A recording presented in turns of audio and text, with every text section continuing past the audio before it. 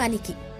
শিক্ষার মন্দির, একটা ভবন যেখানে শিক্ষক শিক্ষিকারা ছাত্রছাত্রীদের লেখাপড়া শেখাবেন, তাই তো? তাহলে এই ভবনটা দেখুন, নাম সর্বশিক্ষা মিশন, ভবনের সামনেই লেখা আছে। তবে শিক্ষার ছিটেফোঁটা নেই। ক্লাসরুম অতীত, সেই দরজায় তো তালা। বারান্দায়, মানে যেখানে কচি কাচাদের ভিড় হওয়ার কথা, সেখানে শাড়ি, সোয়েটার, কম্বল এসবের ভিড়। শুকোচ্ছে। পড়ুয়াদের ভবিষ্যৎ শেষের পথে। সামনে একটা ছোট্ট মাঠ, সেখানে ধান শুকোতে দেন স্থানীয় বাসিন্দারা। পড়ুয়ারা নেই, গরু ছাগল ঘাস খায় তো। কি ভাবছেন বহুদিন আগের কোনো কথা বলছি? আগে না, তৃণমূল সরকারের আমলে শুরু হওয়া স্কুলে এরই মধ্যে এই হাল। স্কুল চালু হওয়ার 1 দশক যেতে না যেতেই শিক্ষক শূন্য স্কুলে ঝুলছে তালা। 2012 সালে ঘটা করে নতুন উচ্চ প্রাথমিক বিদ্যালয়ের সূচনা হয়েছিল হুগলির গোঘাটের শ্যামবাজার গ্রাম পঞ্চায়েতের পাণ্ডু গ্রামে। পার্শ্ববর্তী বেশ কয়েকটি গ্রামের পড়ুয়ারা পড়তেও যেতেন। 5ম থেকে 8ম শ্রেণী পর্যন্ত ওই স্কুলে সরকারিভাবে 2 জন শিক্ষক ছিলেন। এছাড়া পড়ুয়াদের সুবিধার্থে গ্রামের ক্লাবের কয়েকজন শিক্ষিত ছেলে বিনা পারিশ্রমিকে স্কুলে পড়াতেন, অন্যান্য কাজ করতেন। বছর 12 যেতে না যেতেই 2-1 বছরের ব্যবধানে 2 জন শিক্ষকই অবসর নিয়েছেন। ফলে সরকারিভাবে আর কোনো শিক্ষক বা শিক্ষিকা তো নেই। স্থানীয় ক্লাবে শিক্ষিত যুবকদেরও আর প্রয়োজন পড়ে না। নতুন শিক্ষাবর্ষের আগেই তাই পড়ুয়াদের টিসি দেওয়া হয়েছে, অন্য স্কুলে পাঠানো হয়েছে। জানুয়ারি 2025 থেকে শুরু হয়েছে নতুন শিক্ষাবর্ষ, কিন্তু ওই স্কুলে তালা ঝুলছে। স্থানীয় বাসিন্দাদের আশা, শিক্ষক নিয়োগ হলে হয়তো নিশ্চয়ই স্কুল খুলবে। অফিস, স্টাফ রুম, ক্লাসরুম সর্বত্রই তালা ঝুলছে। স্কুলের বারান্দায় গ্রামবাসীদের পোশাক শুকোচ্ছে। পরিচালন কমিটি কি বলছে? সরকারি নিয়োগে জটিলতা থাকায় নিয়োগ হয়নি। অভিভাবকরা আস্থা হারাচ্ছেন। কি হতে চলেছে ভবিষ্যৎ কেউ জানেন না। আমরা তাই সরকারের দৃষ্টি আকর্ষণ করতে চাইছি এই প্রতিবেদনের মাধ্যমে। দেখতে থাকুন নিউজ বাংলাদেশা। তাদের কি ভবিষ্যৎটা, তাদের কি হবে বলো, তোমরাই বলো যে তাদের পরিস্থিতিটা কি হবে। কিরকম কি হলো? কি আর হবে, পরীক্ষা দিচ্ছে, দেয় না তো, কি করে দিবে? যদি হয় 10 দিন আগে পরীক্ষা, তখন এই স্কুলটা বন্ধ করে দেবে, তাহলে কি করে হবে? সেখানে তাহলে লিবে নি, আবার নতুন করে ভর্তি করতে হবে, আবার অনেক ঝামেলা আছে, ঝামেলা করতে হবে। ওই ছেলেগুলো পড়ছে? হ্যাঁ, পড়বে নি তো কি করবে? কোন স্কুলে যাচ্ছে? এখন স্কুলেই যাই না, এখন এই তো পরীক্ষা সারা হলো, এবারে বই টই দিবে, আসবে, আবার নতুন করে ভর্তি করতে হবে, তাদেরকে টাকা পয়সা দিয়ে। আমরা করিনি এখন ভর্তি। ভর্তি কি হবে? হ্যাঁ, সেখানে হবে, সে তাহলে এবারে এখানে কাঁচা হলে আমরা যাবো কেন?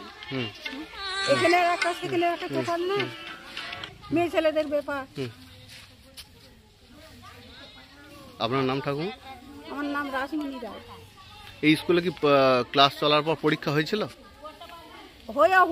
এইবারে একটাও হয়নি, একটা পরীক্ষা হয়নি।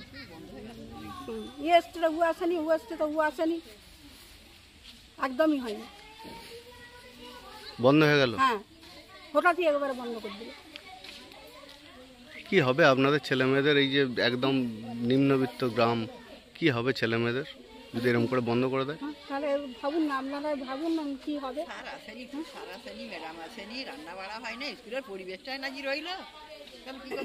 আপনার নাম ঠাকুর? রাসমণি রায়। 2024-এর 31শে আগস্ট থেকে স্কুলটা বন্ধ হয়েছে।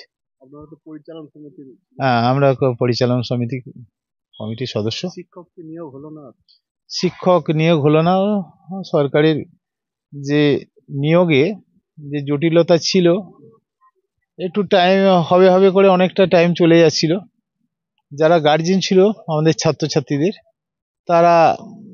তাদের বললো আমাদের এই স্কুলের প্রতি আস্থা কমে যাচ্ছে, আমরা ভালো জায়গায় নিয়ে যাব। আমরা বলা না থাকার জন্য তারা আস্থা অনেকটা কমে গেল। তারা আস্তে আস্তে ছেলেগুলোকে অন্য জায়গায় নিয়ে চলে গেল, ভর্তি করলো। স্কুলটা তালায়, হ্যাঁ, বন্ধ তো হয়ে গেল। আমাদের খুবই কষ্ট হচ্ছে, যেহেতু 2008 সাল থেকে আমরা কয়েকজন মিলে বিভিন্ন জায়গায় সরকারের বিভিন্ন দপ্তরে গেছি, শিক্ষা দপ্তর থেকে আরম্ভ করে, কারিগরি দপ্তর থেকে আরম্ভ করে, উচ্চ শিক্ষালয় থেকে আরম্ভ করে প্রচুর জায়গায় আমরা 2-4 জনে মিলে গেছি। মন্ত্রীদের দ্বারস্থ হয়েছি।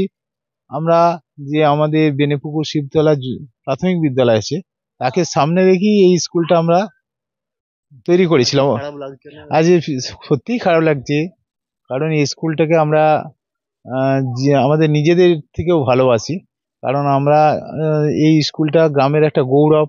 আমাদের গ্রামের ছেলেরা আসছিল, এখানে হই হুল্লোড়, খেলাধুলা, আমাদের সাংস্কৃতিক অনুষ্ঠান হচ্ছিল। লেখাপড়াটা অনেক দূরে যেতে হয়, কিন্তু গ্রামের স্কুল পেয়ে তারা খুব সহজেই যাতায়াত করছিল। শিক্ষা ব্যবস্থাটা আমরা নজর দিচ্ছিলাম যাতে গ্রামের শ্রীবৃদ্ধি হয়, কিন্তু আজকে স্কুলটা বন্ধ হয়ে যাওয়াতে আমাদের খুবই খারাপ লাগছে, এবং গ্রামের যে একটা স্কুল হয়েছিল সেই গরিমার থেকে আমরা বঞ্চিত হলাম। কিছু ছাত্রছাত্রী যারা এই স্কুলে পড়তো তারা দূরের স্কুলে যেতে হবে বলে পড়াশোনাও তো ছেড়ে দিল। কয়েকজন শুনতে পাচ্ছি সেরকম আমাদের কানে এসছে যে 2-4 জন দূরে যাওয়ার জন্য তারা এখন ঘরেই বসে গেছে। 7-8 পড়ার পর আর যাচ্ছে না, 6-7 পর আর ঘর থেকে যায় না। পড়াশোনা ছেড়েই দিয়েছে। তাহলে এটাও একটা আমাদের গ্রামের ক্ষতি, শিক্ষার দিক থেকে পিছিয়ে যাচ্ছে আমাদের গ্রাম। খুব খারাপ লাগছে। আমি সরকারের কাছে করজোড়ে অনুরোধ করছি যে আমাদের স্কুলটায় যদি শিক্ষক নিয়োগ করায়, আমরা আবার হিত গৌরব ফিরিয়ে আনবার চেষ্টা করব। আমরা দুয়ারে দুয়ারে যেয়ে আবার ছাত্রছাত্রীদের নিয়ে আসবো। আমাদের স্কুলটা যাতে না নষ্ট না হয়ে যায়, বিল্ডিংগুলো যাতে নষ্ট না হয়ে যায়, এখানে সমাজ এবং দুষ্কৃতীদের যাতে না আড্ডা হয়, সেই জন্য আমি সরকারের কাছে তাদের দৃষ্টি আকর্ষণ করছি। আমার নাম হচ্ছে সিদ্ধার্থ শঙ্কর মুখার্জি। আমি পরিচালনা সমিতির মেম্বার সদস্য। আরামবাগ মতিলাল টেলিশপ ও স্যামসাং সার্ভিস সেন্টার, অনলাইন বা যে কোনো দোকানের থেকে সস্তা। আপনাদের সকলের প্রিয় মতিলাল মোবাইল, তাই আজই আসুন। পুরানো মোবাইল সারানোর চেয়ে বেশি দামে এক্সচেঞ্জ, 0% ইন্টারেস্টে, 0 ডাউন পেমেন্ট, 0 কস্টে মোবাইল ফাইন্যান্সের সুবিধা। আমাদের ঠিকানা পুরাতন বাজার, আরামবাগ হেডপোস্ট অফিসের বিপরীতে, আরামবাগ, হুগলি।